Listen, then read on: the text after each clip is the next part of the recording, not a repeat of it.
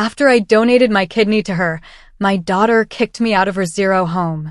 The same $2.5 million house still under my name. I shut the door in silence. The next day, she got a letter, every payment canceled. Can you imagine giving your own kidney to save your daughter's life, then buying her a multi-million-dollar house so she could live her best life, only for her to look you in the eye, in front of all her fancy friends, and tell you that you don't fit her vibe? That night, I made a phone call that changed both our lives forever. And let me tell you, it was the most satisfying call I've ever made. My name is Paul Thompson. 8 years ago, my daughter, Abigail, collapsed during her senior year at UCLA. The doctors hit us with the news that shattered my world: acute kidney failure, a genetic condition. My only child, the smart, ambitious, beautiful girl I'd raised alone since her mother died when she was 12, was dying. Without a transplant, she had maybe 18 months. The waiting list? 3 to 5 years. I didn't hesitate. Test me, I told them. In March 2017, they took my left kidney and gave it to Abigail. A perfect match. The surgery was 11 hours, textbook. My kidney started working at 87% capacity in her body immediately. But here's what nobody tells you about organ donation. It changes you. Forever. My remaining kidney works overtime. My energy levels plummeted. I went from running construction crews to managing light maintenance work. Some days, I'm just wiped out by noon. Abigail, though? She recovered beautifully. 6 months later, she was back at UCLA. Within a year, she landed that marketing job at Sterling Luxury Brands, $85,000 a year, company car, expense account. Meanwhile, I was learning to live with chronic fatigue, constant medical checkups, and a pill organizer that I filled twice a week. But I was proud. My sacrifice gave Abigail her life back. That's when the subtle changes began. Abigail started talking about her lifestyle: designer clothes, expensive restaurants, a social circle that revolved around her boyfriend Trevor's family, old money, multiple homes, people who used summer as a verb. She visited less and less. When she did come to my small apartment, I'd catch her glancing around with what I can only describe as embarrassment. My steel-toe work boots by the door, my pickup truck in the parking lot, the afternoon naps I needed because my body just couldn't keep up anymore. "Dad, you should really update your wardrobe," she'd say. "Maybe get a newer car. You're not that old." I'd just smile and change the subject, but inside, something was shifting. The real wake-up call came in March 2018. Abigail called, crying. Trevor's parents were visiting, and she was living in a tiny apartment with roommates. She was mortified. "Dad, I can't bring them there. They'll think I'm some kind of failure." So, I did what any father would do. I used my savings, took out a mortgage, and bought her a house. Not just any house, a stunning 4-bedroom contemporary in West LA. $2.5 million. Granite countertops, hardwood floors, a kitchen that belonged in a magazine. "Consider it an early inheritance," I told her. "You've been through enough." Abigail cried, hugged me, and promised she'd never forget what I'd done. But I kept the house in my name. Call it instinct. Call it protection. I told myself it was just paperwork. I'd transfer it to her eventually. Abigail moved in immediately. Trevor's parents loved it. Abigail's social status soared. Suddenly, she was the girl with the gorgeous house, the one who could host dinner parties and wine tastings. And slowly, I became an inconvenience. Invitations to family gatherings became suggestions that I might be too tired to attend. Weekly dinners turned into monthly check-ins. Abigail stopped mentioning me to her new friends. When I'd visit the house I was still paying for, she'd seem anxious, like she was worried I might embarrass her somehow. But I told myself it was temporary. She was young, she'd grow out of it. I was wrong. By December 2024, the situation had solidified into something I could no longer ignore. Abigail was living a life entirely funded by me, while simultaneously treating me like I was the help. Let me break down the numbers, because numbers don't lie. The house payment, $3,847 monthly. Property taxes, $2,100 quarterly. Homeowner's insurance, $4,000 annually. Utilities averaged $320 monthly because Abigail liked the house kept at exactly 72 degrees year-round. My contribution to Abigail's lifestyle? Roughly $68,000 per year. Abigail's contribution? Zero. But it wasn't just the money. It was the elaborate fiction Abigail had created, where she was this successful, independent woman who'd earned her beautiful life through hard work and good choices. She'd post Instagram photos of herself cooking in her kitchen, host parties, accept compliments on her interior decorating, casually mention her mortgage and her investment in real estate. Meanwhile, I was still living in a one-bedroom apartment across town, taking afternoon naps because my remaining kidney couldn't quite keep up. The medical bills from the transplant had cost $312,000. Insurance covered most, but I'd paid nearly $40,000 out of pocket, money I'd saved for decades, gone in months. Did Abigail remember this? Did she factor it into her calculations when she decided whether I fit with her new life? I began to suspect the answer was no. The first real test came in November. Abigail called about Thanksgiving. Dad, Trevor's family is hosting this amazing dinner. Very formal, very elegant. I think it might be better if you didn't come this year. You know how you get tired, and it's going to be a long evening. How I get tired, like it was a personality flaw instead of the direct result of giving her my kidney. I stayed home that Thanksgiving, ate a frozen dinner and watched football. Told myself it was fine. But then came the phone call that changed everything. December 10th, Tuesday evening. Dad, I need to talk to you about something important. I could hear music and voices in the background.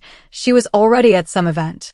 Trevor's family is planning this incredible Christmas celebration at the house. Very exclusive, very high-end.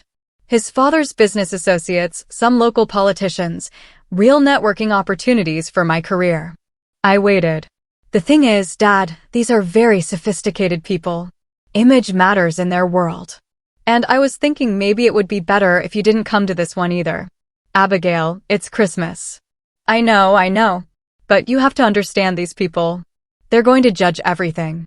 The way people dress, the way they talk, their backgrounds, and you're very blue-collar, Dad. It's not your fault, but it might send the wrong message about me professionally. Something cold settled in my chest. What message is that, Abigail? Just that, that maybe I come from a certain kind of family. These people, they care about things like that. I was quiet for a long moment. In the background, I could hear laughter, glasses clinking. So, you're ashamed of me. It's not about shame, Dad. It's about strategy. Trevor's father might offer me a position at his company.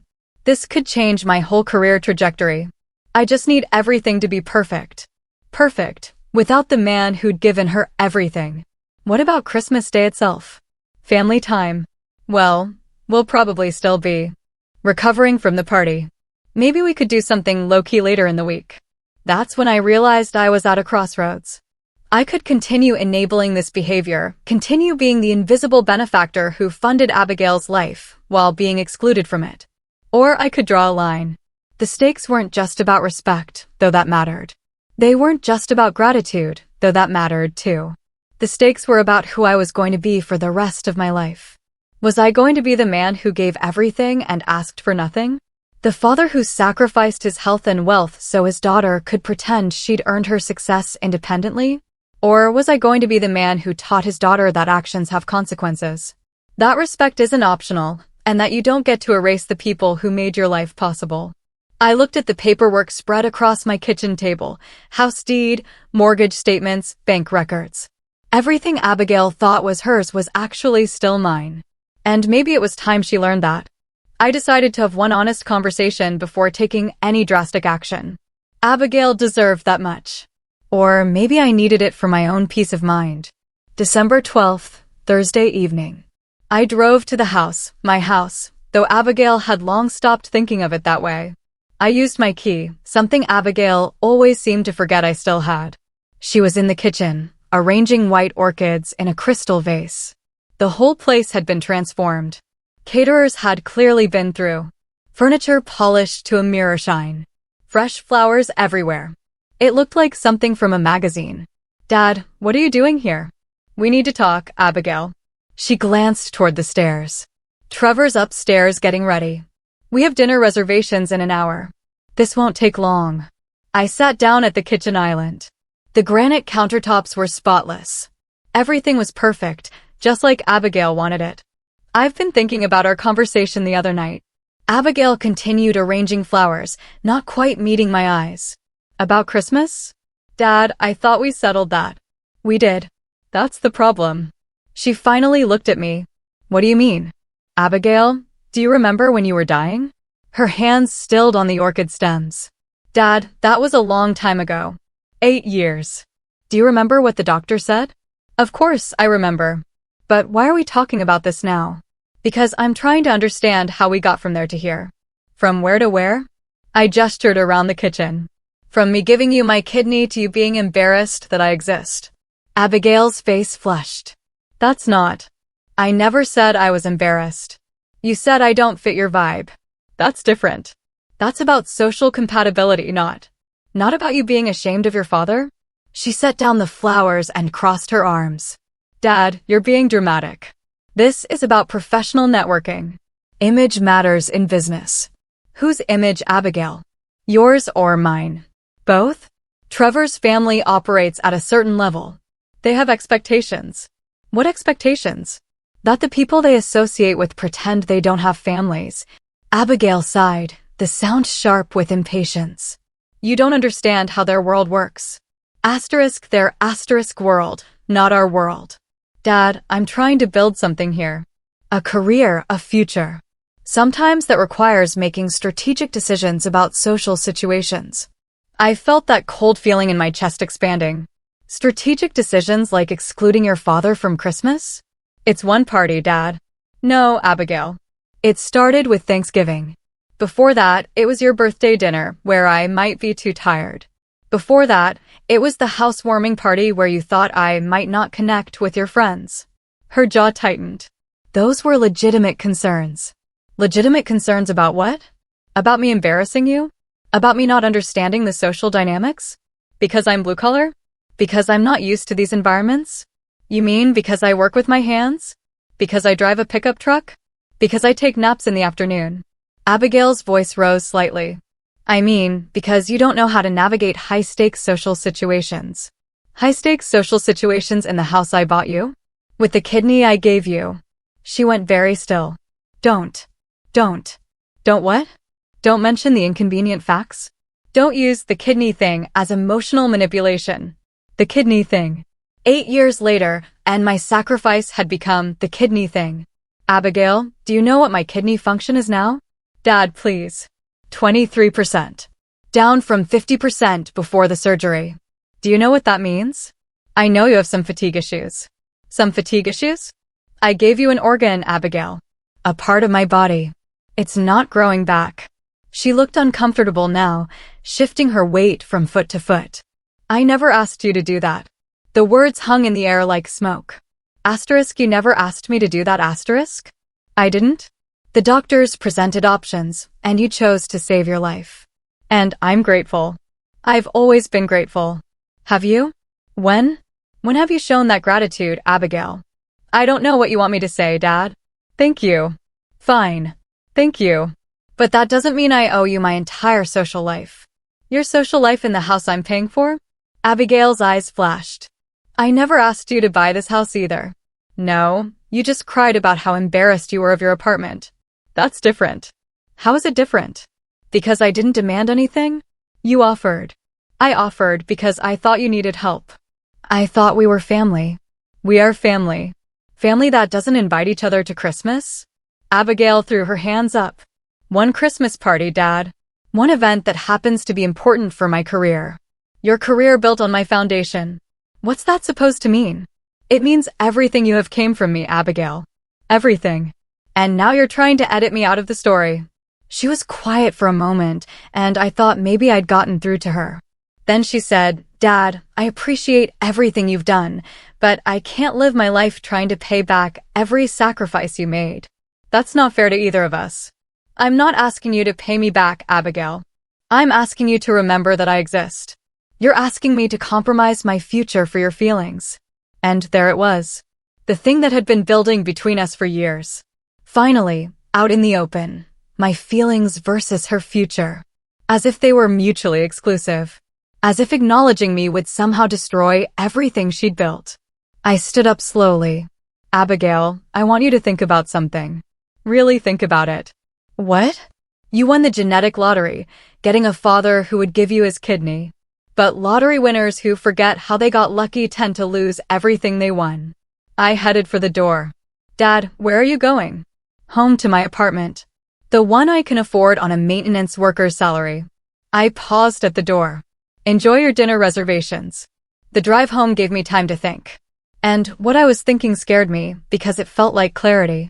For years, I'd been operating under the assumption that Abigail would eventually mature, that she'd recognize what we built together and want to protect it. I'd been patient, understanding, willing to make excuses for her behavior. But Abigail wasn't going through a phase. She was becoming someone I didn't recognize, someone who saw love and sacrifice as transactional inconveniences. Back at my apartment, I made myself a cup of coffee and spread my real estate agent Tom Bradley's paperwork across my small dining table. Tom's an old army buddy. He'd been helping me understand some investment opportunities. But tonight, I was looking at everything with new eyes. The house deed, stamped and official, Paul Thompson, sole owner. The mortgage paperwork, clear and binding, Paul Thompson, sole borrower. The insurance policies, the property tax statements, the utility accounts. Abigail had been living in my house for 6 years. And somehow, she'd convinced herself, and everyone around her, that it belonged to her. My phone rang. Tom Bradley. Paul, you reviewing those documents I sent over? Yeah, Tom, I have some questions. Shoot. The house. If I wanted to make changes to the arrangement, what would that look like? Tom was quiet for a moment. We'd served together in Afghanistan. He knew how to read between the lines. What kind of changes, Paul? Hypothetically, if the current living situation wasn't working out. Hypothetically, you're the sole owner. You can make any changes you want, anytime you want. What about Abigail? She's been living there for years. Paul, she's not a tenant. She doesn't pay rent. Legally, she's a guest. A guest you can ask to leave whenever you choose. I absorbed that. How quickly could something like that happen? If you really wanted to move fast, we could have a listing up tomorrow. Cash buyers in this market would close in 2 weeks. Cash buyers. Paul, that house is worth at least 2.7 now. Maybe 2.8. Prime location, excellent condition. We'd have multiple offers within 48 hours. 2.8 million. I'd bought it for 2.5 just 6 years ago. Tom, let me ask you something else. Do you still have those contacts at the real estate investment groups? Of course. Why? They pay cash, right? Quick closes. Paul, what's going on? This doesn't sound hypothetical anymore. I looked around my small apartment. 1 bedroom, 1 bathroom, a kitchen barely big enough for 2 people. This was where I lived while my daughter hosted networking parties in a house I couldn't afford to visit. Tom, I need to ask you for a favor, and I need you to keep it confidential. Name it. I need you to do some research, quietly. Find out what that house would actually sell for in today's market. Get some preliminary interest from cash buyers. Don't list it. Just see what's out there. Paul, are you sure about this? Abigail's your daughter. Abigail's a grown woman who's made her choices very clear. But selling her house out from under her. Tom, it's not her house. It never was her house. I know everyone thinks it is, but the paperwork doesn't lie. Tom was quiet for a long moment. Okay, I'll make some calls. But Paul, once you go down this road, there's no coming back from it. You understand that, right? I understood. But I was beginning to think that might not be a bad thing. After I hung up with Tom, I sat in my quiet apartment and thought about consequences. Not just for Abigail, but for me too. If I sold that house, I'd have nearly $3 million. Enough to buy something smaller, but nicer. Enough to secure my retirement. Enough to get the best possible medical care as my kidney function continued to decline. But I'd also be teaching my daughter the hardest lesson of her life. I'd be forcing her to confront the reality that everything she thought she'd earned had actually been given to her. The question was whether that lesson would help her or destroy her. My phone buzzed. A text from Abigail. Dad, I've been thinking about our conversation tonight. Maybe we can find a compromise about Christmas. Call me tomorrow. A compromise?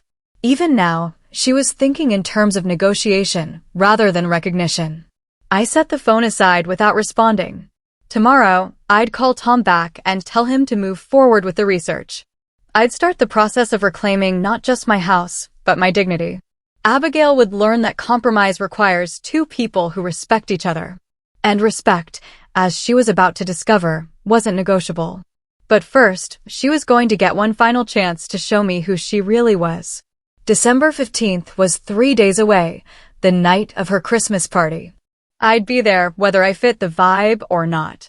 December 15th arrived with the kind of crisp winter evening that makes Los Angeles feel almost seasonal. I'd spent the day thinking about what I was going to do. And by 6 p.m., my mind was made up. I drove to the house, my house, and parked across the street. The transformation was stunning. Valet parking, professional lighting casting dramatic shadows across the front entrance. Guests in designer clothes stepping out of luxury cars. Abigail had spared no expense. My money, but no expense spared. I waited until the party was in full swing before walking to the front door. I was wearing my best clothes, a navy blazer I'd bought for Abigail's college graduation, khaki pants, and dress shoes.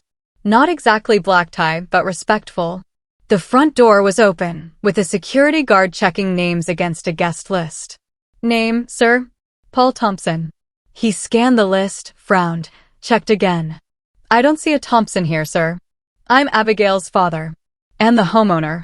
Before he could respond, I stepped past him into my own house. The place was unrecognizable. Crystal chandeliers I'd never seen before. Servers in white jackets carrying silver trays.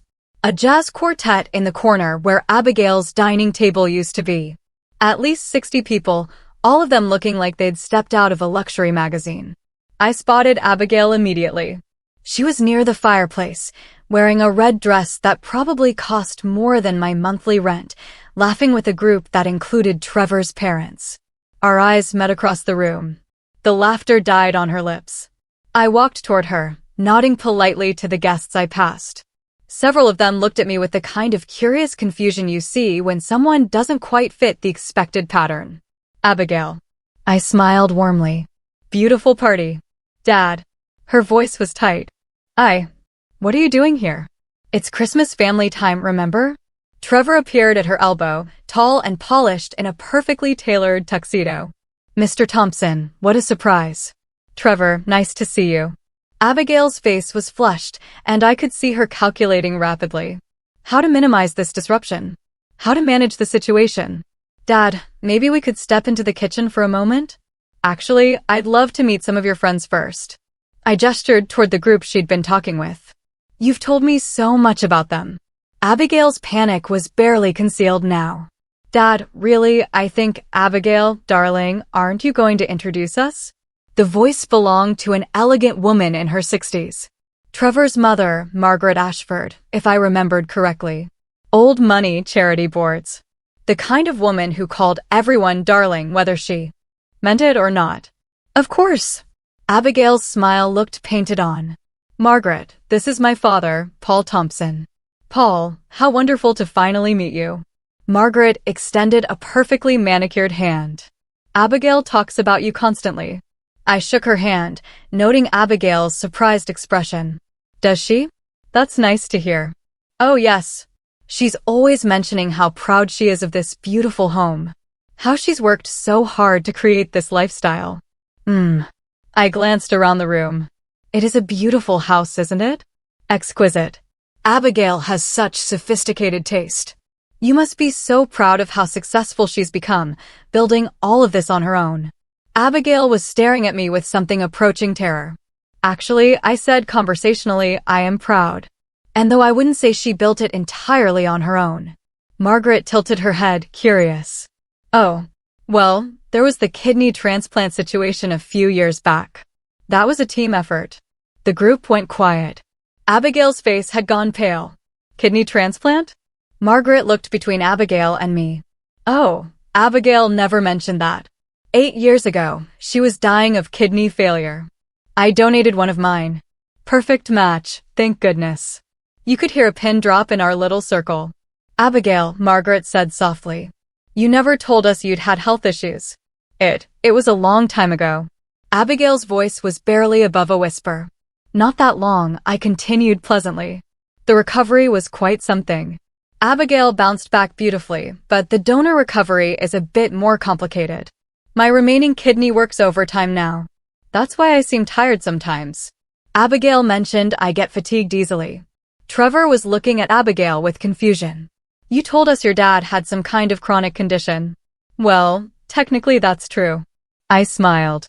Reduced kidney function is chronic, though I wouldn't call it a condition so much as a consequence of choice. Margaret was staring at me with something approaching awe. Mr. Thompson, you gave your daughter your kidney. Wouldn't you for your child? Of course. But Abigail, why didn't you ever mention this incredible sacrifice your father made? Abigail looked trapped. We don't really talk about it much. Don't talk about it? Margaret looked genuinely shocked. But this man saved your life. I know that, Abigail said quietly. And this beautiful house, Margaret continued. You must have worked so hard to afford something like this. The real estate market in this area. I could see Abigail calculating again, trying to figure out how much to reveal, how much to deflect. Actually, I said before she could answer. I helped with the house too. Helped how? Trevor asked. I bought it. The silence stretched longer this time. You bought it. Margaret's voice was careful. $2.5 million. March 2018. Abigail needed a nicer place to live. Somewhere appropriate for entertaining people like yourselves. So, I took out a mortgage. Trevor was staring at Abigail now. You told us you had a mortgage. She does, I said helpfully. It's just not in her name. Abigail found her voice. Dad, please. Oh, I'm sorry. Are these details too personal? I looked around the group with genuine curiosity. I just assumed since this is a family celebration that your friends would know about your family. Margaret was looking at Abigail with something between confusion and disappointment. Abigail, dear, your father bought you this house? It's complicated, Abigail said weakly. It's really not, I said. I wanted my daughter to have a beautiful home, so I bought her one. Any father would do the same. But you don't live here? Trevor's father had joined the conversation. Oh no. I live across town, 1-bedroom apartment, much more suitable for a maintenance worker's budget. Maintenance worker? Margaret looked surprised. Abigail told us you were in construction management. I was, before the surgery. Hard to manage construction crews when you need afternoon naps. Abigail was staring at the floor now. But that's wonderful, Margaret said, though she looked confused. I mean, not wonderful that you had to leave your career, but wonderful that you made such incredible sacrifices for Abigail. The kidney, the house, your career. Abigail, you're so fortunate to have such a devoted father. Abigail looked up then, and I saw something in her eyes I'd never seen before. Something cold and calculating. Yes, she said quietly. Lucky me. And that's when she said the words that changed everything between us forever. Sometimes I think I won the genetic lottery. Getting someone so willing to sacrifice everything, even when nobody asked him to. Margaret looked shocked. Trevor looked uncomfortable. The entire group was suddenly very interested in their champagne glasses. But Abigail wasn't finished. I mean, it's wonderful having a father who's so invested in making sure everyone knows about his sacrifices. The words hit me like a physical blow. Abigail, Margaret said quietly. That's a terrible thing to say. Is it? She shot back. I didn't ask for a kidney. I didn't ask for this house. But somehow I'm supposed to spend the rest of my life being grateful for decisions other people made for me. The group was backing away now, sensing the toxic turn in the conversation. Abigail stepped closer to me, her voice dropping to a whisper only I could hear. You want to know the truth, Dad? I wish I'd gotten that kidney from someone who matters. Someone who wouldn't spend the rest of my life making me pay for it with gratitude. I stared at my daughter for a long moment. Then I smiled. Abigail, that's exactly what I needed to hear. I pulled out my phone and made a call right there in front of everyone. Tom, it's Paul. Yeah, I'm at the house now. Remember what we discussed? Move forward with everything tonight. Abigail's face went white. Dad, what are you doing? I ended the call and looked at her calmly. Something I should have done a long time ago. What are you talking about? Before I could answer, Trevor's father stepped forward. I'm sorry, but who's Tom? Tom Bradley? My real estate agent. Margaret looked confused. Real estate agent? But Abigail? I thought you said you weren't planning to move. Abigail was staring at me with growing horror. Dad, please tell me you didn't.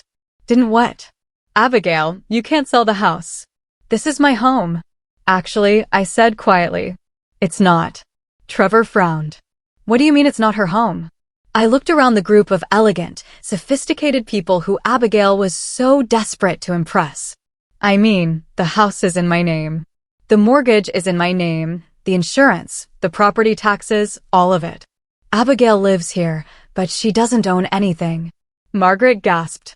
Abigail, is this true? Abigail's voice was barely audible. It's complicated. No, I said firmly. It's simple. I bought my daughter a house because I thought she needed one.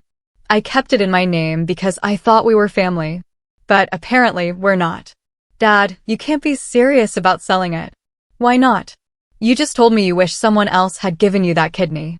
Someone who matters. Well, Abigail, someone who matters is taking back his house. The crowd around us had grown.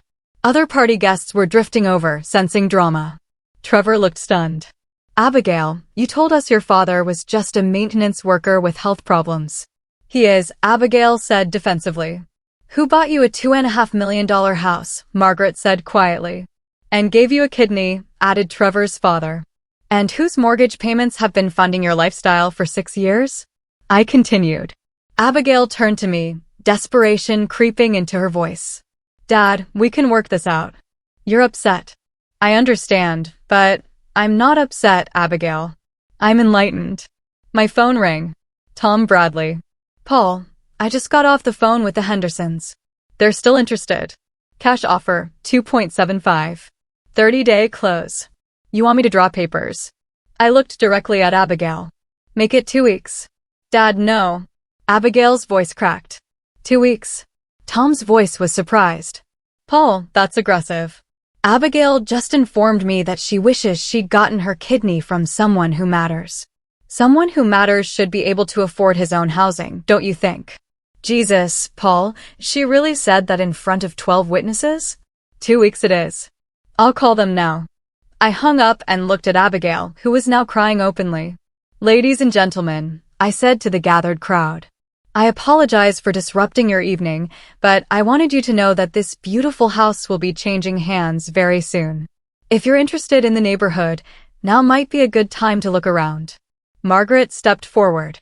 Mr. Thompson, surely there's some way to resolve this family issue privately. I tried that approach, Margaret, for years. But Abigail made it clear tonight that she doesn't consider us family. Abigail, Trevor said quietly.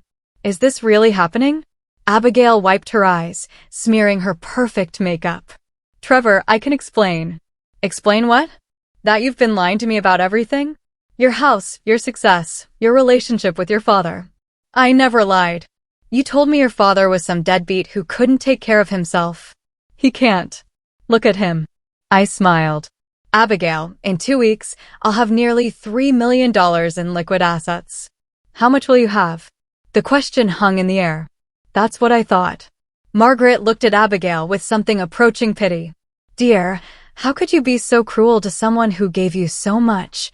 You don't understand, Abigail said desperately. He holds it over my head constantly. Every conversation, every decision, it's always about what he gave up for me. Tonight was the first time I've mentioned the kidney in months, I said calmly. But it's always there. The guilt, the expectation that I should be grateful forever. Abigail, Margaret said softly. Gratitude isn't a burden. It's a choice. Trevor was backing away from Abigail now, his face a mixture of disgust and disappointment. You know what, Abigail? I think your father is right. Someone who could say what you just said. I don't think I know you at all. Trevor, please. My father always taught me that character is how you treat the people who gave you everything when you think nobody's watching. Well, everybody's watching now. He walked away. His parents followed without a word. Abigail turned back to me, desperation replacing anger. Dad, please. You're destroying my life. No, Abigail. I'm stopping the destruction of mine. The party was dissolving around us. Guests were making polite excuses and heading for the door. The servers were looking uncertain about whether to keep serving drinks. Abigail grabbed my arm. Dad, I'm sorry. I didn't mean what I said. I was embarrassed and I said stupid things. You were embarrassed by me? Yes, I was. But that doesn't mean what, Abigail? That you don't respect me? That you don't value what I've done for you? That you see me as an inconvenience rather than your father? She was quiet. Abigail, do you know what the monthly payment on this house is? Number $3,847, plus taxes, insurance, utilities. Call it $5,000 a month. For 6 years, Abigail. $360,000. Plus the $2.5 million purchase price. Plus the $40,000 in medical bills I paid out of pocket for your transplant. Dad, that's nearly $3 million I've spent on you on your surgery. And tonight, you told a room full of people that you wish you'd gotten your kidney from someone who matters. Abigail was sobbing now, her perfect party makeup ruined. Someone who matters just decided you can find your own housing. I walked toward the door then paused. The new owners take possession January 15th. That gives you 30 days to figure out where you're going to live on $85,000 a year. Dad, where am I supposed to go? I looked back at her one last time. Abigail, that's the first decision you'll make as an independent adult who actually has to pay for her own choices. I can't afford anything in this area. Then don't live in this area. But my job, my life. Your job pays $85,000 a year. Your life costs $300,000. The math never worked, Abigail. You just never had to face it before. I walked out of my house for the last time, leaving Abigail standing in the wreckage of her perfect party, finally understanding the true cost of everything she'd taken for granted. The next morning, Tom Bradley called me at 7 a.m. Paul, the Hendersons accepted. 2.75 cash, 14-day close. We can sign papers today if you're ready. I was sitting in my small kitchen, drinking coffee and watching the sunrise through my single window. For the first time in months, I felt clear-headed. I'm ready, Tom. Paul, I have to ask one more time. Are you absolutely sure about this? Once we sign these papers and they put down earnest money, there's no going back. There was no going back the moment Abigail said she wished she'd gotten her kidney from someone who matters. Damn, Paul. I still can't believe she said that. She meant it, Tom. That's what you need to understand. Abigail didn't have a moment of poor judgment. She revealed who she really is. What time works for you to sign? How about 10 a.m. at your office? See you then. At 9:30, my phone started ringing. Abigail. I let it go to voicemail. She called back immediately and again. By the time I walked into Tom's office, she'd called 7 times. Popular this morning? Tom asked, noticing my buzzing phone. Abigail's finally realizing this is real. We spent 45 minutes reviewing contracts. Sale price, $2,750,000. Earnest money, $275,000, non-refundable after 3 days. Close date, December 29th. 2 weeks exactly. The buyers want to do a walkthrough tomorrow, Tom said. Is the house going to be accessible? Abigail still has keys, but she'll cooperate. My phone rang again. Abigail. This time I answered. Dad, please. We need to talk. We talked last night, Abigail. You were very clear about your feelings. I was upset.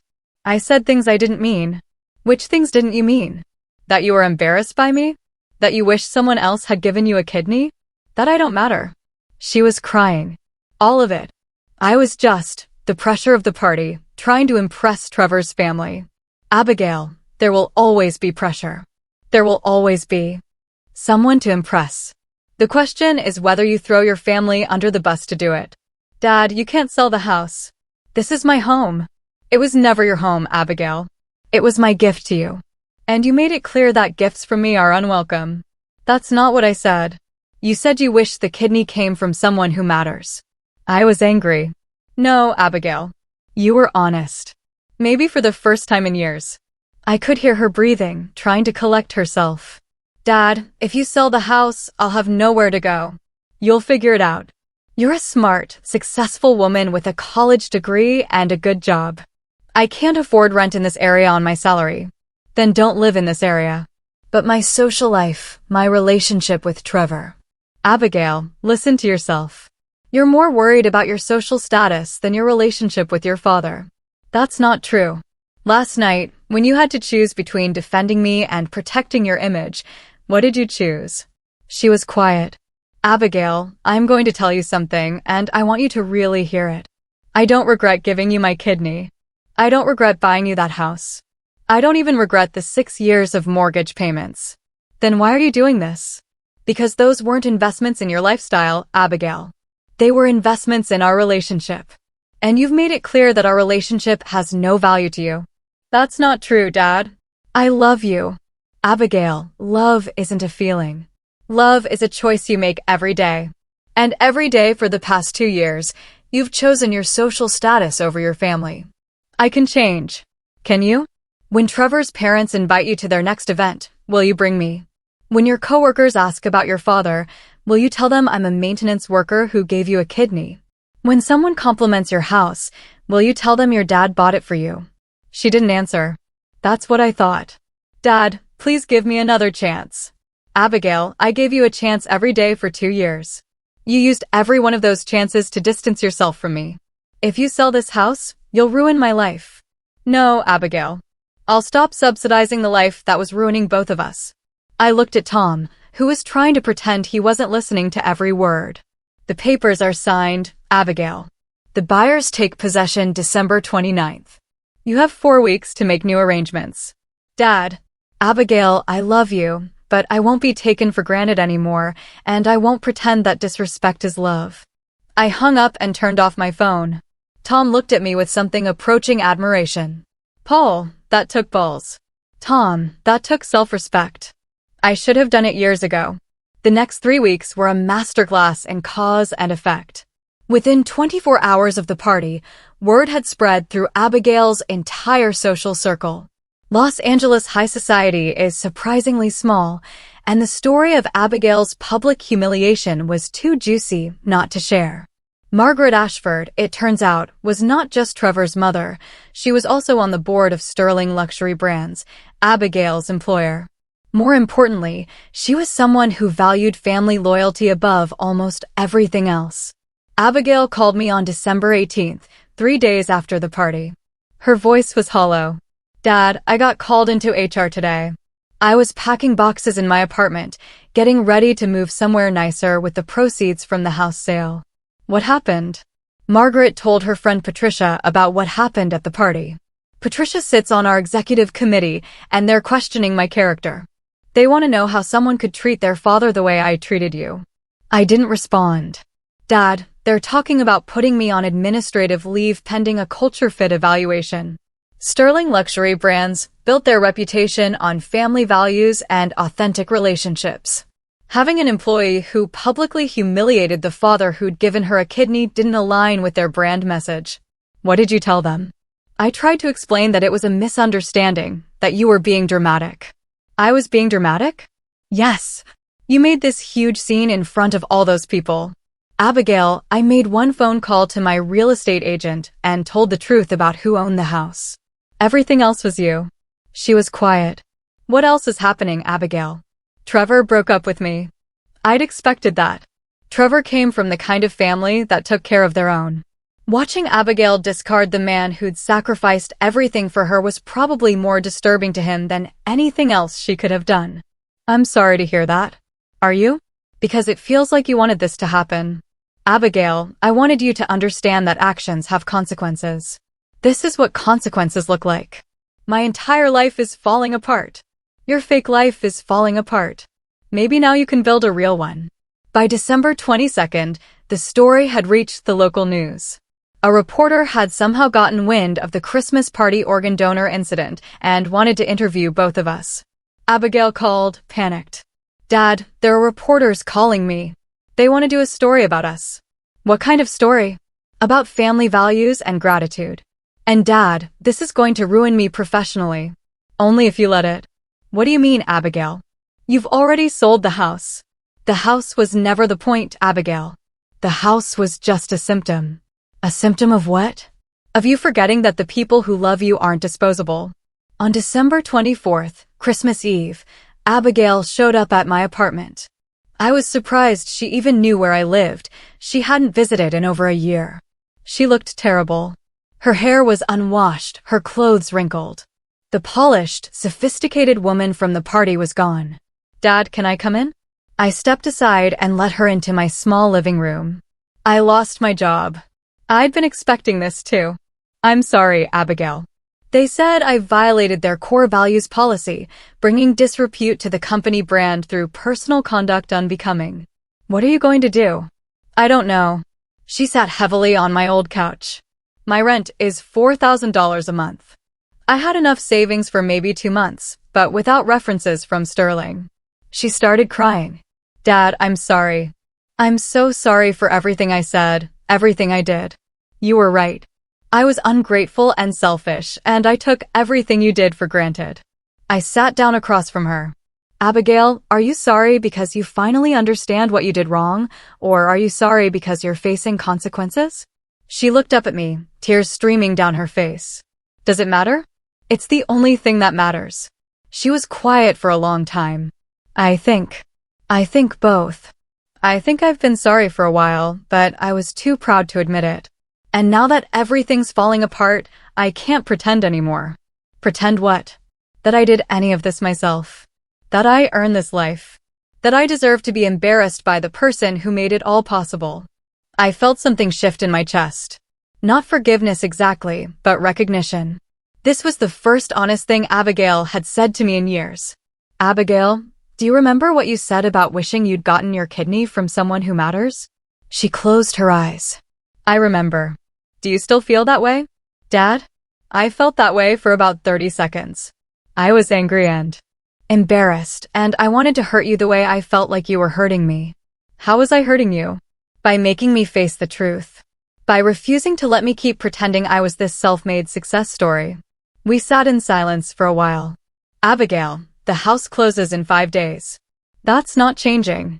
I know. But that doesn't mean we can't rebuild our relationship. She looked up hopefully. Really, Abigail?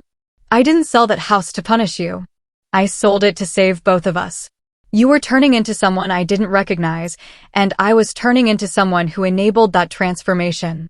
What happens now? Now, you learn to live within your means. You find a job that values your actual skills rather than your fake lifestyle. You remember what it feels like to earn something instead of inheriting it. And us? We'll see. Trust is earned back slowly, Abigail.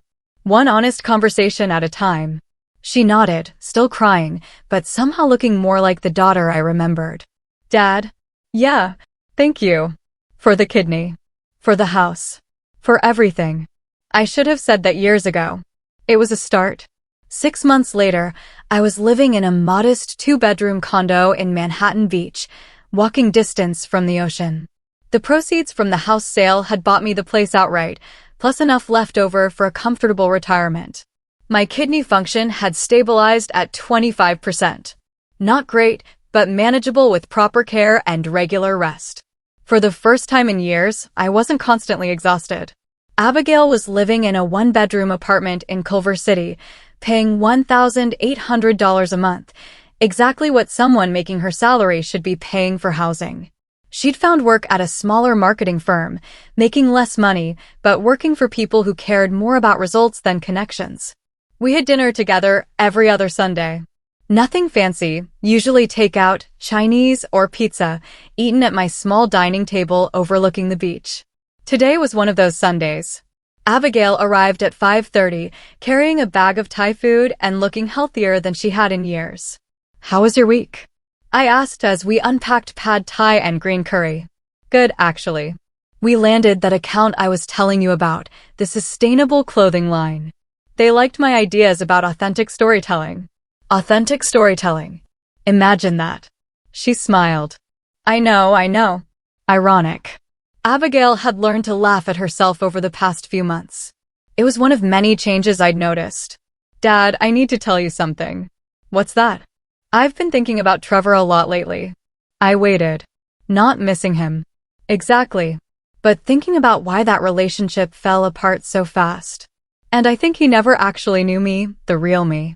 He only knew the version I created, the successful, independent woman who'd earned her beautiful life through hard work and good choices. And when he found out that wasn't true, he felt betrayed. Not just by the lies, but by the fact that I was willing to throw away my relationship with you to maintain those lies. Abigail had been doing a lot of this kind of reflection. It was another change I'd noticed. What did that teach you? That you can't build real relationships on fake foundations. That authenticity isn't just a marketing buzzword. It's actually the only way to connect with people who matter. We ate in comfortable silence for a while, watching the sunset paint the ocean orange and pink. Dad, can I ask you something? Of course. Do you ever regret it? Selling the house? I considered the question. Abigail, I regret that it was necessary. I regret that you and I had to go through that pain to get to where we are now. But do I regret the decision itself? No. Even though it basically destroyed my life? It destroyed a life that was destroying you. There's a difference. She nodded thoughtfully. Abigail, can I tell you what I've learned from all this? Please. Love without boundaries isn't love. It's enabling. For years, I thought I was showing love by giving you everything you wanted. But what I was actually doing was preventing you from becoming the person you were capable of being. How do you mean? You're stronger now, Abigail. More honest, more resilient. 6 months ago, you would have crumbled under the pressure of finding a new job, a new apartment, a new identity. But you didn't crumble. You adapted. It was terrifying. Most growth is. Abigail was quiet for a moment, twirling pad thai around her fork. Dad, I want you to know that I think about the kidney thing differently now. How so? Before, it felt like this huge debt I could never repay. Like I owed you my entire life because you gave me part of yours. And now I realize that the kidney was just one gift among many. You gave me life, yes. But you also gave me values and work ethic and the ability to bounce back from failure. Those gifts are just as important. Maybe more important. Definitely more important. The kidney saved my life. But the other things, they made my life worth saving. I felt tears prick at the corners of my eyes. Abigail, that might be the nicest thing anyone's ever said to me. It's just the truth, Dad. It took me losing everything to see it, but it's the truth. We finished dinner as the sky darkened, talking about her work, my retirement plans, the book I was thinking about writing. As she got ready to leave, Abigail hugged me tightly. Thank you, Dad. For everything, but especially for loving me enough to let me fall. Thank you for climbing back up. After she left, I sat on my small balcony, listening to the ocean and thinking about second chances. Sometimes the greatest gift you can give someone is the opportunity to discover who they really are when everything else is stripped away. Abigail had discovered she was stronger than either of us had imagined. So, what do you think? Did I go too far, or did Abigail get exactly what she deserved? Have you ever had to draw a tough line with someone you loved, even when it hurt? Let me know in the comments below. I'm really curious to hear your thoughts.